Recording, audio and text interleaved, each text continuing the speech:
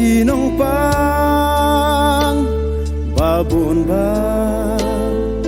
ki ab jingrwai ban yo jinpen kya la don uwei ula ap bon kismen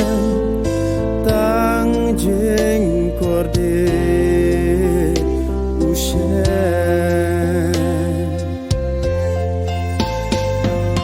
la lai pu prasnen jing pangka jing kota try ulayashen hab den khu sai ding jiao ma tu kile no em wat shong shu hang ni na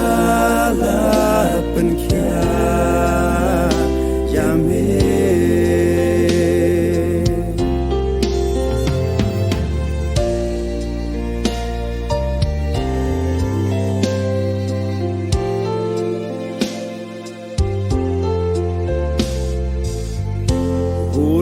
Aplas lemba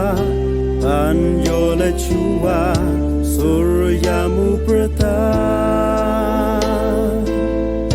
henre yom don bayara uyai sa ha jing leng a dei ha ba uyashen yu ji su hang ta la pen kya ya u Kajing kmen ba pula uma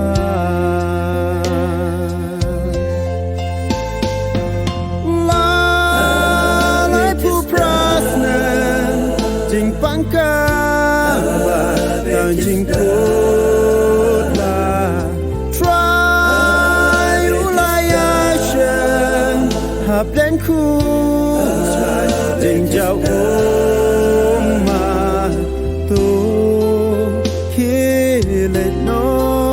em wat shong shu hang ni nga la pen kya ya me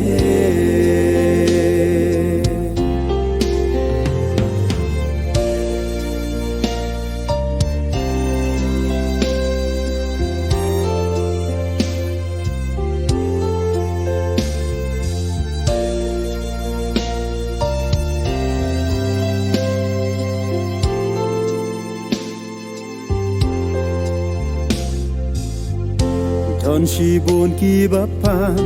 baroh jingrwai wan sha u jisu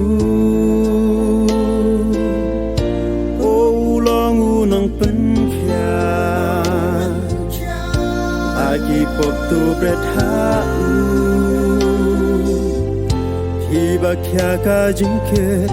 baroh jingrwai wan hanga u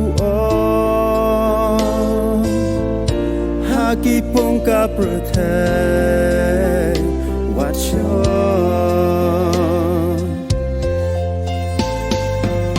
la lai pu prasnen jing pangka jing kota try ulayashen hab den khu sai ding jiao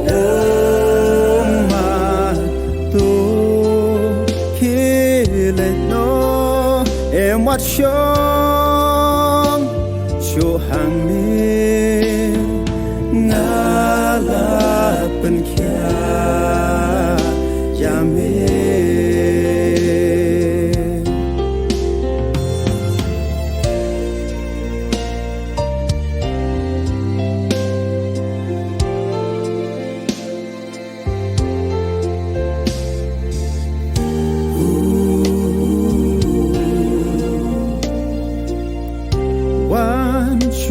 try